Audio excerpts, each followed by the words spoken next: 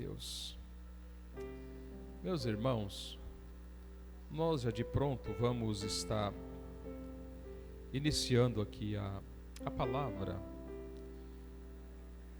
que Deus tem para nós hoje. Cada terça Deus tem uma porção para a nossa vida, e assim a nossa alma vai sendo alimentada, e isso vai dando vigor para a gente continuar avançando. São tantas as adversidades, tantos problemas, que surgem no nosso dia a dia, seja no nosso trabalho, seja no contexto familiar, escolar, no trânsito, tantos problemas que surgem, e a gente precisa muito da graça de Deus na nossa vida para que a gente possa manter o equilíbrio, manter o nosso padrão de servos de Deus, de homens e mulheres de Deus, que tem como direcionador o Espírito Santo de Deus em nossas vidas. Então, para cada dia Deus tem uma porção para nós, e assim a gente vai vivendo e a gente vai avançando. Daqui a pouquinho a gente chega no céu, daqui a pouco nós estaremos com Ele, e a gente não sabe o dia que a gente vai. A gente precisa estar preparado o tempo todo. A gente precisa estar preparado o tempo todo. Acabamos de perder o pastor Lécio. Eu fui no velório dele ontem. Eu fui no local do acidente. E é um negócio assim estranho, porque a morte, ela precisa de uma desculpa para poder levar alguém. 46 anos, preparo físico bom, mas caiu de costa de uma escada e bateu a cabeça na quina do altar da igreja e não voltou mais. Já está com Cristo. Só que eu, conversando com o vice da igreja, ele disse, ele já sabia, Deus já havia dito a ele, tanto que ele preparou a esposa, organizou a casa. Há 2 meses atrás foi na funerária, pagou o caixão, pagou tudo, deixou tudo pago, tudo organizado.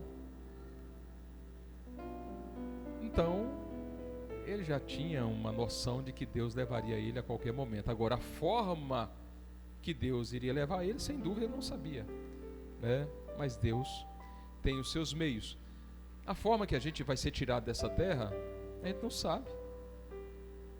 Talvez a gente pode cair, ou um acidente, ou um raio, ou uma bala perdida. Ninguém sabe. O certo é que precisamos estar preparados, porque a Bíblia diz que depois que o indivíduo morre, segue o juízo. Então não há mais tempo de arrependimento depois que os olhos da alma é fechado, depois que as janelas do corpo é fechada. Não há mais tempo de arrepender. Então, se nós queremos estar com Cristo eternamente, precisamos estar preparados todos os dias e lutando com toda a nossa energia, com toda a nossa força contra o pecado. Porque o pecado, ele é terrível e bate na nossa porta todos os dias. Todos os dias. Mas quem abre a porta ou deixa fechada somos nós. Não foi isso que o Senhor Deus disse para Caim? O pecado jaz na tua porta. Agora você que decide se você vai abrir ou se você vai manter a porta fechada. Caim abriu a porta e cometeu um grande erro na sua vida. Vamos meditar no texto. Vamos ler novamente aqui 2 versículos de Efésios capítulo de número 6. Depois nós vamos ler o outro texto para nós seguir a nossa caminhada. Efésios capítulo 6, versículos 10 e 11 e 12, que diz assim: No demais, irmãos meus, fortalecei-vos no Senhor e na força do seu poder. Revesti-vos de toda a armadura de Deus, para que possais estar firmes contra as astutas ciladas do diabo. Porque não temos que lutar contra carne e sangue, mas sim contra os principados, contra as potestades, contra os príncipes das trevas deste século, contra as hostes espirituais da maldade nos lugares celestiais. Esse é o nosso texto base, que a gente está buscando ter um conhecimento prévio de como funciona a questão espiritual, como a gente precisa se posicionar no que tange a essas questões.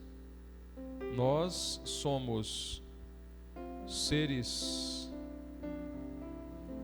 tricótomos, a tricotomia de dentro para fora, espírito, alma e corpo.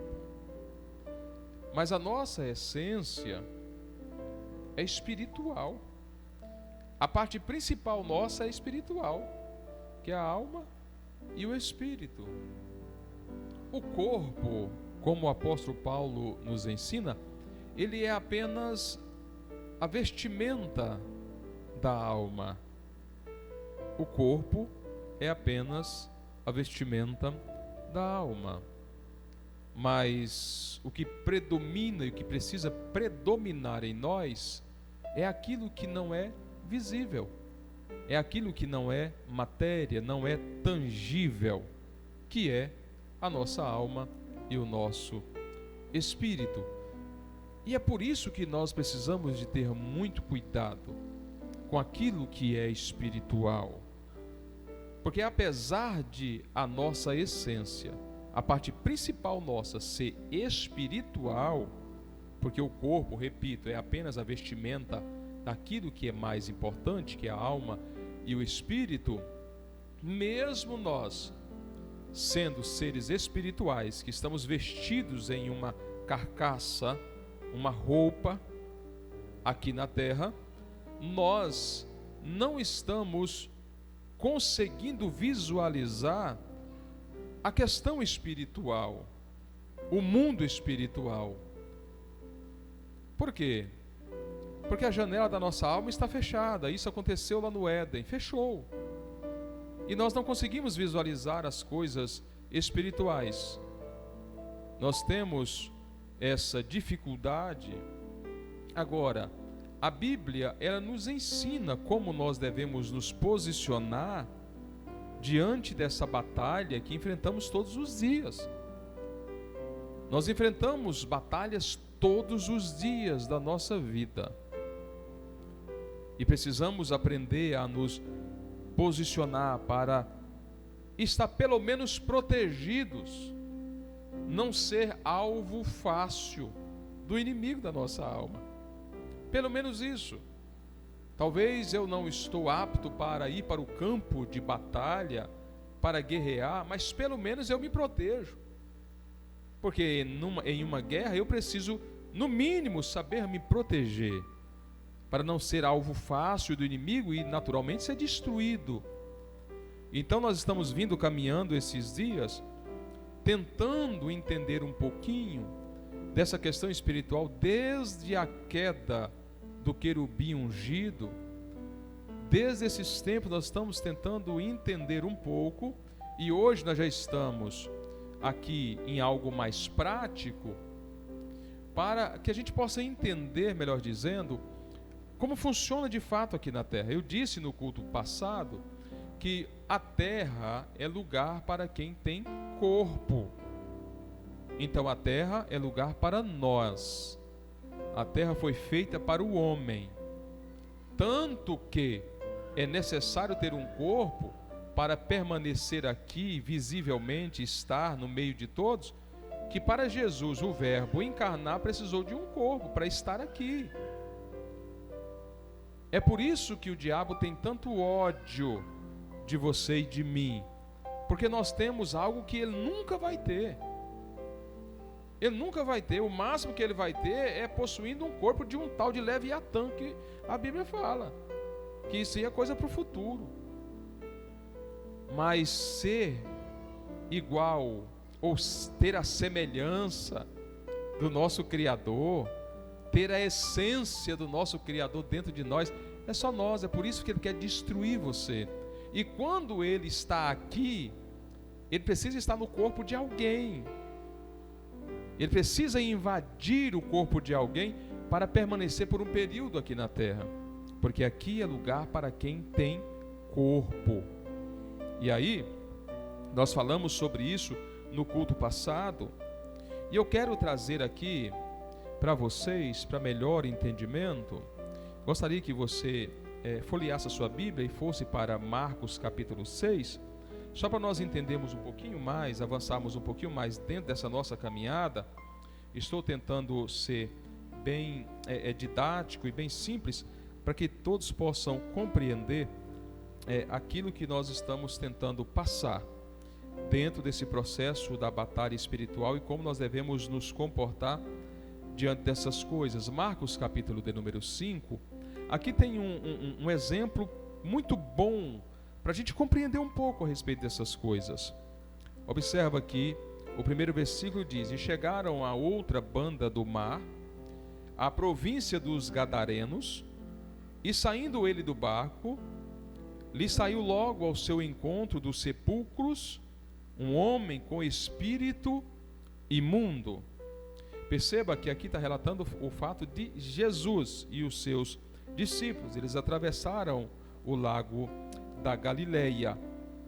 Alguns comentaristas chegam a dizer que esse rapaz que estava na região de Gadara, ele gritava tão alto que ouvia do outro lado, incomodava os galileus, quem estava na região da Galileia.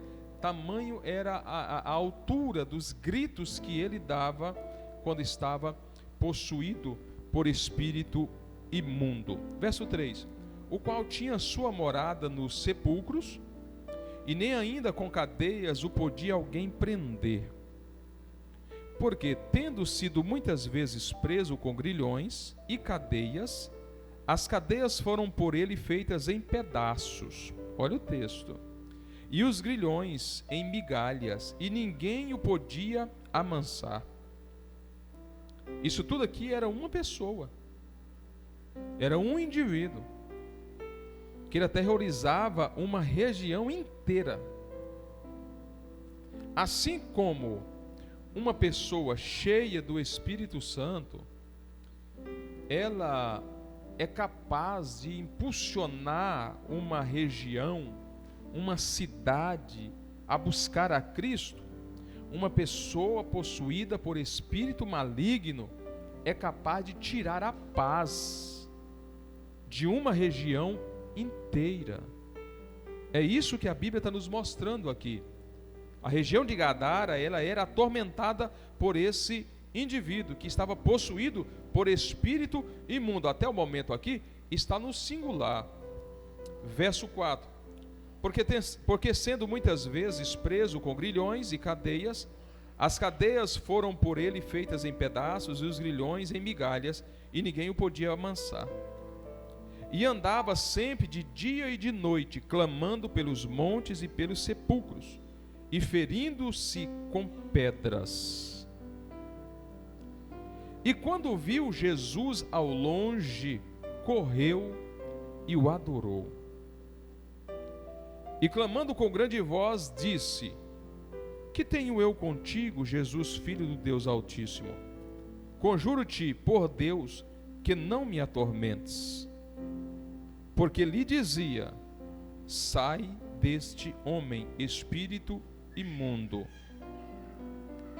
E perguntou-lhe: qual é o teu nome? E lhe respondeu, dizendo: Legião é o meu nome, porque somos muitos. Aqui nós vamos compreender, esse rapaz, ele estava possuído por uma legião de espíritos imundos. Essa legião aqui, baseada em uma legião de soldados romanos, era basicamente de 4 a 6 mil espíritos malignos dentro de uma só pessoa. É porque é espírito. Imagina, não vamos trabalhar com 6 mil, não, com 4 mil espíritos malignos possuindo uma pessoa. A força desse homem era descomunal. O texto relata que ele era extremamente violento. Ninguém podia segurá-lo, porque ele estava possuído por espíritos malignos.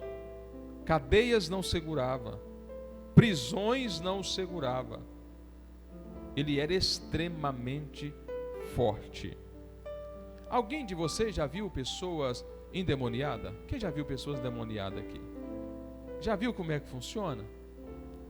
A força é descomunal. A força é grande demais. Eu lembro de uma vez que eu vi uma pessoa que estava possessa e ela pegou um rapaz muito maior do que ela pelo pescoço e levantou ele do chão com o braço.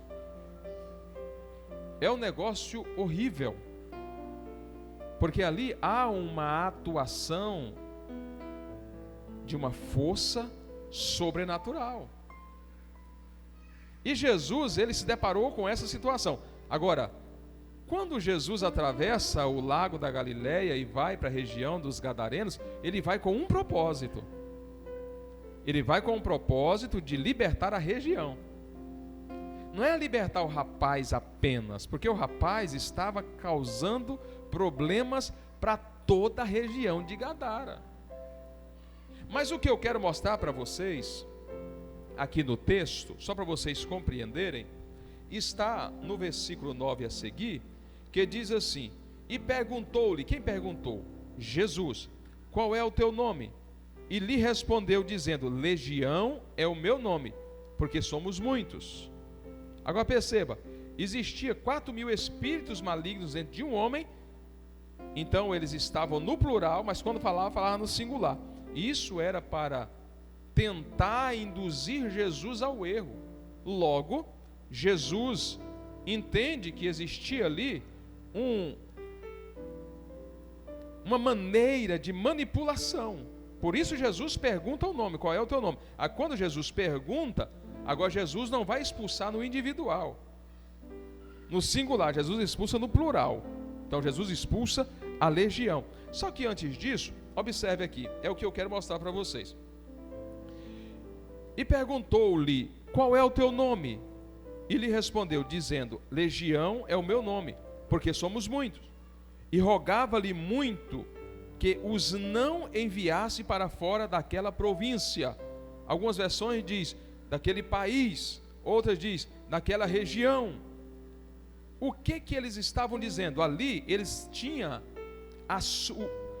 a sua ação naquela região, eles não queriam deixar. Primeiro, eles queriam continuar agindo na região de Gadara. Segundo, eles estavam ilegal. Eles estavam dentro de uma ilegalidade. Como eles estavam dentro de uma ilegalidade, lembra de Judas, por exemplo, de Judas, quando o Senhor destrói Sodoma e Gomorra. Quem já leu Judas aqui? Judas. Você leia Judas, você vai ver que quando o Senhor Deus destrói Sodoma e Gomorra, Ele pega todo o principado que existia ali e trancafia eles no abismo. Eles ficam trancafiados. Judas fala a respeito disso. Lembra do Egito, quando o Senhor manda as 10 pragas no Egito para libertar o povo de Israel? Ali existia 10 principados, e o Senhor elimina os 10 e manda os 10 também. Demônios não se reproduz. Por que você acha que quando alguém expulsa o demônio de alguém lá, expulsou, e logo depois ele de novo está possuído. Por que isso acontece? Porque, na verdade, quando se expulsa o espírito maligno, a igreja tem autoridade, no nome de Jesus Cristo, de mandar esse espírito maligno que está atormentando essa pessoa para o abismo. Então os anjos do Senhor pegam esse espírito e levam e trancafia ele lá. E ele não vai retornar, porque lá no abismo, presta atenção aqui, existe, eu gostaria até que vocês procurassem também o texto aí de Apocalipse, que fala sobre o Apolion. Existe um demônio, presta atenção nisso aqui, lá no abismo, no Hades, existe um demônio, que é ele quem comanda aquele lugar ali. E os espíritos malignos que ficam aqui, eles morrem de medo, porque ele é extremamente violento. Apocalipse fala a respeito disso, que eu esqueci o texto aqui agora, não anotei. Fala a respeito desse demônio que comanda aquele lugar. Então, quando Jesus chega na região de Gadara, que expulsa agora, ou que vai expulsar aquela legião de espíritos imundos, eles querem duas coisas. Primeiro, é continuar na região. Segundo, é que o Senhor não envie eles para o abismo, que o Senhor não trancafia eles lá. Eles querem permanecer livres. Agora, presta atenção numa coisa, o quanto Jesus, ele é inteligente, vamos dizer assim. O coração daquele povo estava corrompido. Jesus, quando ele sai da Galileia, que atravessa o lago e vai para a região de Gadara, ele vai com a intenção de libertar aquela região toda.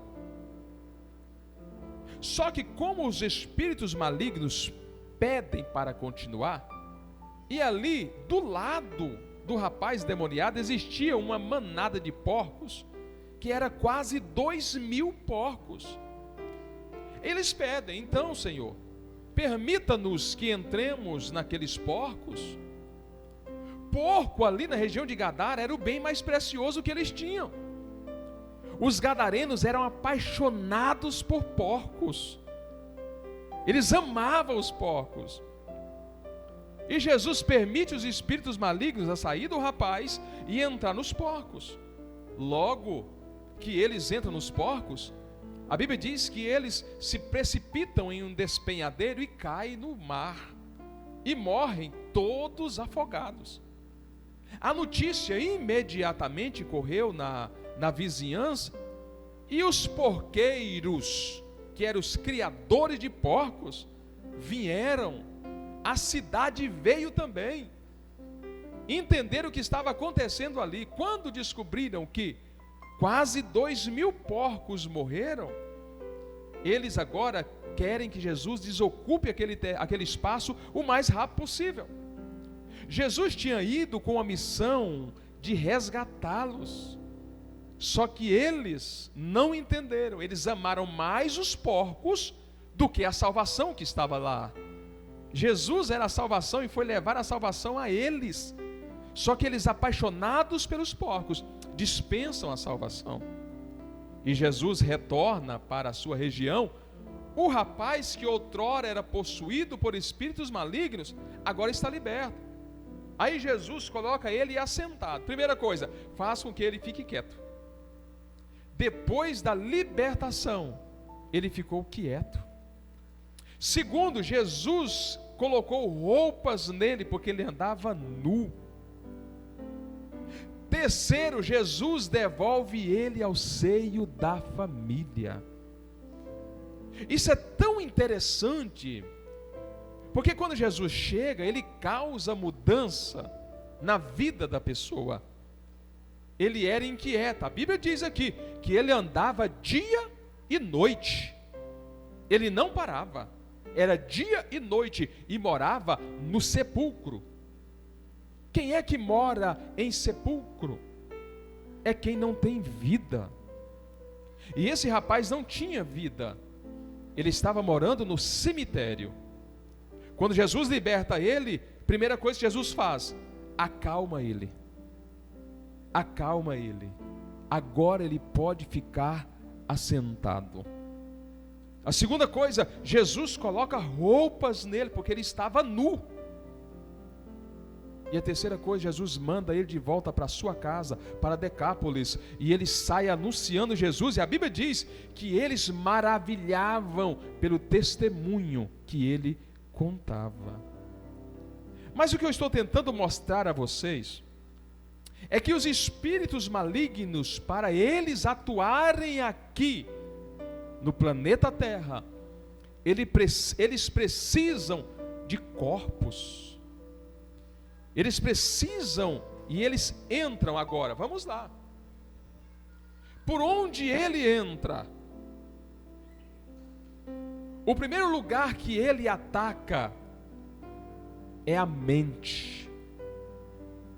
É o primeiro lugar que ele ataca. É a mente. Se ele dominar a mente, ele consegue entrar no corpo e domina a alma. Não esqueça disso jamais. Se ele dominar a mente, ele entra no corpo e domina a alma. É por isso que as nossas maiores batalhas estão no campo da mente. Porque, via de regra, a mente é um território. E é um território, vamos dizer assim, quase que sem dono. Você consegue controlar seus pensamentos? Ninguém consegue. Ninguém consegue controlar a mente, os pensamentos. Vocês estão olhando para mim aqui, sim ou não? Mas quantos estão pensando em mim? Quantos estão realmente pensando na palavra? Talvez você está olhando para mim, mas o seu pensamento está muito distante da igreja. Talvez você está pensando na manhã, o que você vai fazer amanhã? Talvez você está pensando no boleto que tem que pagar amanhã, na conta às vezes que está no vermelho. Talvez você está pensando em outras coisas, mas você está olhando para mim. Por quê? Porque a mente é um território quase que indomável. É por isso que o inimigo atua e ele ataca a mente. Ele quer dominar a mente. O apóstolo Paulo nos dá um conselho. Ao final eu quero falar sobre esse conselho. Por quê? Porque é exatamente nesse ponto que nós precisamos ficar atentos. Se o inimigo da nossa alma, ele para atuar, para fazer a sua malignidade na terra acontecer, ele precisa de um corpo. Vamos lá. Quando Hitler matou os judeus, Satanás estava por trás disso, sim ou não? Sim. Mas ele usou quem? Usou um general para destruir milhares de milhares. Eu estou dando um exemplo apenas. Quantas coisas acontecem perto de nós? Pessoas que estão sendo dominadas por forças malignas e fazem coisas que normalmente não faria. Eu li um comentário uma vez, que o comentarista diz o seguinte: na cadeia tem muita gente que está lá que não sabe o porquê está lá, porque foi dominado de tal ponto, a mente foi dominada a tal ponto, que ele não consegue entender o porquê que ele está lá, mas fez atrocidades, praticou atrocidades. Porque o inimigo precisa de um corpo para ele atuar aqui na terra. É necessário. Então ele domina a mente. Se ele dominar a mente, ele entra no corpo e domina a alma. Que era o caso desse moço aqui. Ele estava indomável. Porque existia uma legião de demônios dentro dele, dominando todas as suas ações. Vamos lá. Agora, eu preciso de ficar atento e buscar de Deus a orientação para eu me comportar da maneira certa, já que a minha mente eu não consigo dominá-la por completo, que nós temos algumas coisas na nossa vida, no nosso corpo, que é difícil da gente dominar. Vamos lá. A mente é difícil de dominar. Os nossos olhos é difícil de dominar. Ouvir é difícil de dominar. Porque via de regra a gente tem aquela certa... Falou alguma coisa, chamou, já vamos ouvir. A nossa mente é indomável e a nossa língua é indomável. Mas está em nós. Mas tudo isso aqui era perfeito. Antes do pecado, isso aqui era perfeito. A mente era perfeita, a audição era perfeita, os olhos eram perfeitos, a visão era perfeita. Tudo era perfeito. Mas o pecado distorceu essa perfeição. O pecado distorce. Então aquilo que era perfeito, que era dominável, se tornou algo quase que indominável. E agora eu preciso de buscar de Deus a orientação para tentar pelo menos evitar essas coisas. Volto a dizer, os espíritos malignos, eles pediram a Jesus: permita-nos que entremos nos porcos. Eles entrou nos porcos, continuou fazendo o que eles estavam fazendo, porque os gadarenos gostavam de porcos, trocaram Jesus pelos porcos. Mas você achou o texto lá de Apocalipse? Alguém encontrou? Eu vou trazer na próxima terça-feira. 9:11. Pronto. Acha aí, Osés. 9:11. Pronto. Isso. E tinha sobre si um rei. Depois você lê o contexto para você entender. O anjo do abismo. Em hebreu era o seu nome Abaddon. E em grego Apolion. Depois vocês procurem saber quem é esse cara. Quem é esse camarada?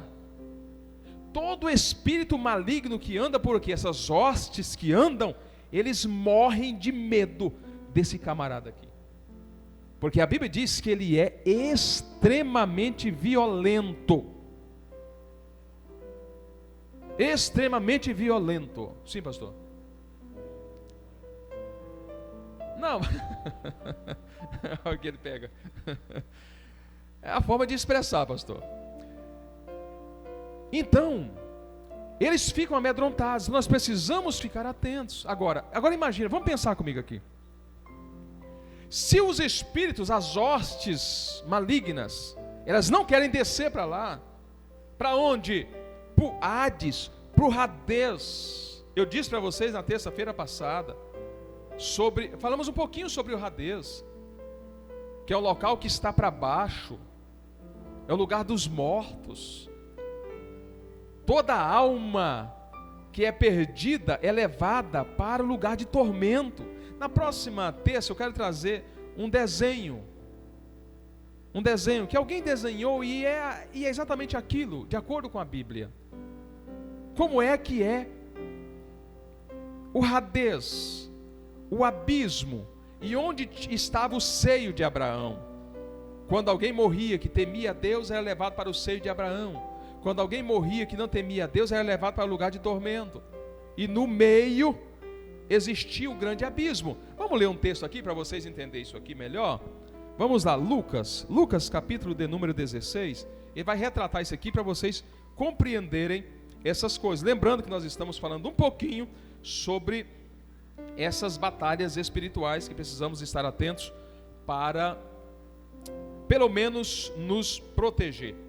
Verso 19 do capítulo 16 de São Lucas, diz assim: ora, havia um homem rico, e vestia-se de púrpura e de linho finíssimo, e vivia todos os dias regalada e esplendidamente. Havia também certo mendigo, chamado Lázaro, que jazia cheio de chagas à porta daquele, e desejava alimentar-se com as migalhas que caía da mesa do rico, e os próprios cães vinham lamber-lhe as chagas. E aconteceu que o mendigo morreu, e foi levado pelos anjos para o seio de Abraão. Olha para você ver aqui a expressão. E aconteceu que o mendigo morreu, e foi levado pelos anjos ao seio de Abraão. E morreu também o rico. E foi o quê?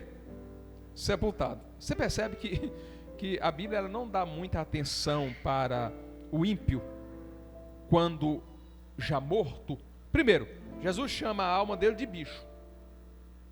Quando morre, diz, foi sepultado. Quando é um servo de Deus, os anjos o colheu e levou. É diferente o tratamento. É muito diferente o tratamento.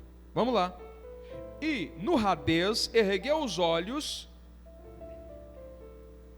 e aconteceu que o mendigo morreu e foi levado pelos anjos para o seio de Abraão, e morreu também o rico e foi sepultado. E no Hades ergueu os olhos, estando em tormentos, e viu ao longe Abraão e Lázaro no seu seio. Lázaro era quem? Era o mendigo. Era aquele que não tinha nada. Era aquele que vivia na porta do rico. E o rico o menosprezava. Os cães lambiam as suas chagas. Mas esse Lázaro, ele era temente a Deus. Por quê? Não importa se tem dinheiro ou não, o importante é temer a Deus. E chamando disse, pai Abraão. Quem está falando isso aqui agora é o rico. Pai Abraão, tem misericórdia de mim e manda a Lázaro que molhe na água a ponta do seu dedo e me refresque a língua, porque estou atormentado nesta chama. Disse, porém, Abraão, filho, lembra-te de que recebeste os teus bens em tua vida, e Lázaro somente males, e agora este é consolado e tu atormentado. Além disso, é o ponto que eu quero chegar, está posto um grande abismo entre nós e vós. Não tem como você passar para cá e nem nós para lá. Olhe para cá. Esse lugar existe. Esse lugar existe e está em pleno funcionamento. O seio de Abraão foi levado, mas o lugar de tormento e o abismo está ativo. Toda alma que não teme a Deus, que ela sai desse mundo, ela é levada para o lugar de tormento. Ela está sendo atormentada todo o tempo. E há uma escuridão, não há luz nesse ambiente. A luz aconteceu quando Cristo, Judas fala, quando ele desceu. Ele é a luz, ele desceu lá. Quando ele leva cativo o cativeiro, sim, apareceu uma luz, mas depois disso, nunca mais. Há trevas absoluta, e não é treva como essa que a gente apaga a luz e... não. Trevas absoluta. Esse lugar existe, a Bíblia fala a respeito dele. A alma que morrer sem Cristo é levada para o lugar de tormento, e ali ela estará sendo atormentada até o dia do juízo final. E depois disso, o que acontece? O tormento só aumenta, porque vai ser lançada no lago de fogo juntamente com o diabo e os seus anjos. Então, quando a gente olha para a questão espiritual, nós precisamos ter uma compreensão dessas coisas, sabendo nós que a parte essencial, principal nossa, é a nossa alma e o nosso espírito. O dia que eu morrer, e se isso acontecer antes do arrebatamento da igreja, esse corpo vai ser dissolvido. A água vai sair, vai voltar a ser terra. Mas a minha alma e o meu espírito, ela tem endereço.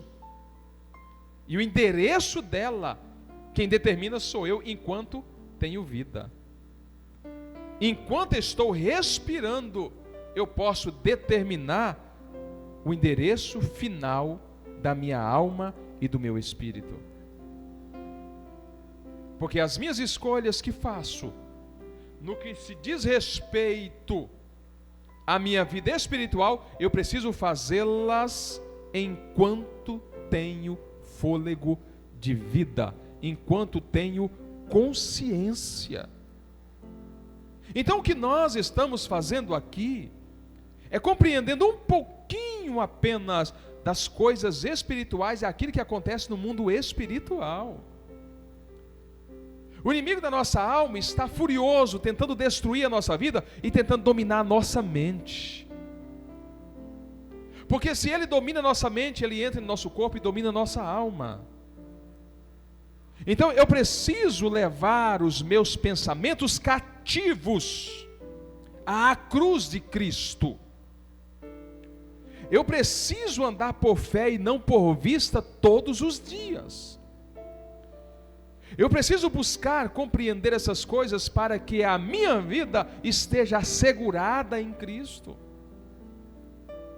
O apóstolo Paulo, escrevendo aos irmãos de Filipos, capítulo 2, deixa eu procurar esse texto aqui, é capítulo 4, eu não tive condições de anotar os textos hoje, capítulo 4, deixa eu ver aqui, que ele diz: tudo que é honesto, tudo que é justo, tudo que é de boa fama, isso que ocupe os vossos pensamentos. Verso 8 do capítulo 4 de Filipenses: quanto ao mais, irmãos, tudo que é verdadeiro,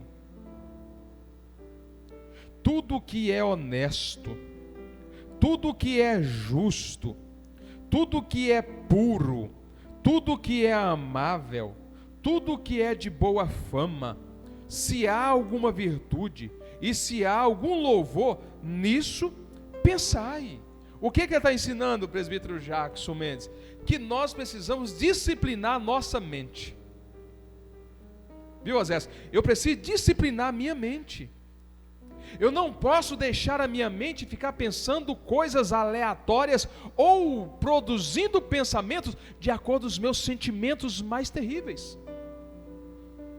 Porque é exatamente aí que ele atua. Quando eu abro a brecha em minha mente para produzir pensamentos maus sobre qualquer coisa,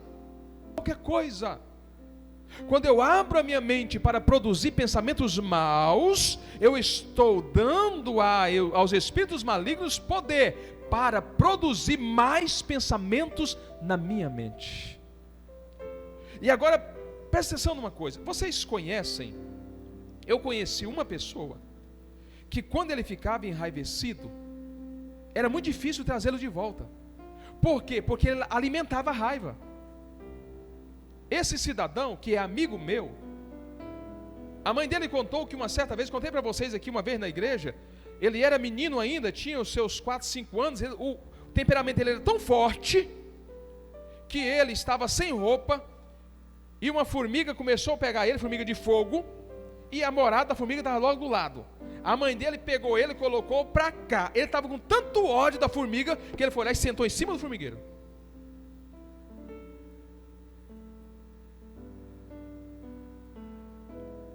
Eu conheço, é meu amigo. Ele precisou de passar por muitas coisas na vida para poder amadurecer e começar a amolecer o coração, porque o nosso coração, ele precisa ser amolecido, e é amolecido por nós. Quando eu alimento pensamentos maus, quando eu vou começar a produzir coisas que não agradam a Deus, o apóstolo Paulo está dizendo: tudo que é amável, tudo que é justo, tudo que é puro, se há alguma virtude nisso, é isso que precisa ocupar a vossa mente. Por quê? Porque o inimigo atua na mente. Se ele dominar a sua mente, domina o seu corpo, dominará a sua alma. Nós estamos começando a trabalhar a batalha espiritual. Nem comecei o assunto que eu quero falar para a igreja. Nós estamos iniciando. Estou com 4, 5 terças, apenas fazendo a introdução para a gente começar a trabalhar o conteúdo. Tem que ter cuidado com a nossa mente. Eu não posso alimentar pensamentos maus dentro de mim. Mas como é que eu faço isso? Se minha mente é um território desconhecido e um território que eu não consigo cercar ele, eu não consigo dominar ele. O que Jesus disse em Mateus capítulo 16? Parece que é 16, deixa eu procurar no texto também aqui, meus irmãos. Mateus capítulo 16, que fala sobre de onde procedem os maus pensamentos. 15 e 19. Porque do coração procedem os maus pensamentos, mortes, adultérios, prostituição, furtos, falsos testemunhos, blasfêmias e assim vai. Deixa eu dar a receita então. Se o nosso coração produz pensamentos que não é de paz, mas são pensamentos de guerras. Mas que guerra? Guerra contra eu mesmo. Talvez não é nem guerra contra o próximo, é contra mim mesmo. E é o coração que produz isso. Aí o salmista, escrevendo o Salmo 119, é um texto que a gente conhece de cor e salteado. Versículo 11. Guardei a tua palavra no meu coração, para não pecar contra ti. Guardei a palavra, plasmei, fixei a palavra no meu coração, para não pecar contra ti. Meu Deus, mas como é que eu peco contra Deus? Quando eu peco contra mim mesmo e quando eu peco contra o meu próximo. Amar a Deus sobre todas as coisas e ao teu próximo como a ti mesmo. Então, quando eu produzo pensamentos maus contra a minha vida ou contra a vida do meu próximo, eu não estou ofendendo apenas a mim, eu estou ofendendo a Deus. E aí eu estou abrindo uma brecha na minha mente para a atuação maligna. Para a atuação maligna. Aí o inimigo vai colocando coisas. Porque eu abri a porta, eu abri a fresa, eu deixei uma rachadura na proteção do muro, ou no muro de proteção da minha mente, eu deixei uma rachadura. O inimigo começa a colocar coisas, eu começo a produzir mais pensamentos, e eu começo a produzir mais pensamentos, e quanto mais pensamentos maus eu produzo, mais eu vou ficando mal, mais o meu coração vai ficando caído, mais o meu coração vai ficando pecaminoso, mais eu vou me afastando de Deus. Isso não é coisa de Deus, isso é coisa do inimigo, está tentando dominar a sua mente. Vou repetir de novo, se ele dominar a sua mente, ele vai invadir o seu corpo e vai dominar a sua alma. Eu preciso ficar atento com relação às batalhas espirituais. Eu não estou importando para isso, irmão Heber, não estou importando para essas coisas não. Eu penso mesmo, eu não só penso, mas eu falo. Eu vou remoendo pensamentos e mais pensamentos. Irmãos, nós estamos lutando todos os dias contra um adversário que não tem piedade. Satanás não tem piedade, irmão. Ele quer nos destruir. Ele quer acabar com a gente. Ele é extremamente violento. Ele quer tirar nossa paz, quer tirar nossa alegria, quer tirar o nosso ânimo, quer tirar tudo de nós. Por quê? Porque é o papel dele, ele só está trabalhando no seu ofício. Qual é o ofício de Satanás? Roubar, matar e destruir. Esse é o ofício dele. Esse é o ofício dele. E aí nós fica às vezes dando espaço. O apóstolo Paulo está nos ensinando aqui em Filipenses capítulo 4, versículo 8. tudo que é verdadeiro, tudo que é amável, tudo que é puro, se existe alguma coisa boa nisso, é isso que precisa ocupar a vossa mente. Não vamos dar espaço para o inimigo. Não vamos abrir brechas para a atuação do inimigo na nossa vida. Talvez até hoje você tenha alimentado rancores. Eu vou contar para vocês uma historinha que eu contei algum tempo atrás, eu acho, no encontro para casados aqui. Seminário para casados. Que marcou a minha vida aquele negócio. Uma irmã aqui da cidade de Lajeado. Eu fui ministrar para casais lá e no final, foi 2 dias de ministração, no final ela me procurou e disse: pastor, eu preciso falar. Eu disse: sim, pode falar. E ela chamou o esposo dela, comprou uma aliança, comprou 2 alianças, chamou o esposo na frente e disse: eu estou há 36 anos, eu estava amargurada, eu vivi com ele esses anos todos, mas eu estava amargurada o tempo todo. Por quê? Por causa de uma ação que ele fez no início do casamento deles. Ele bebeu cachaça, foi para a rua, bagunçou na rua, chegou em casa, pegou a aliança e jogou dentro da cisterna. Aquilo foi o suficiente para marcar negativamente o coração daquela irmã.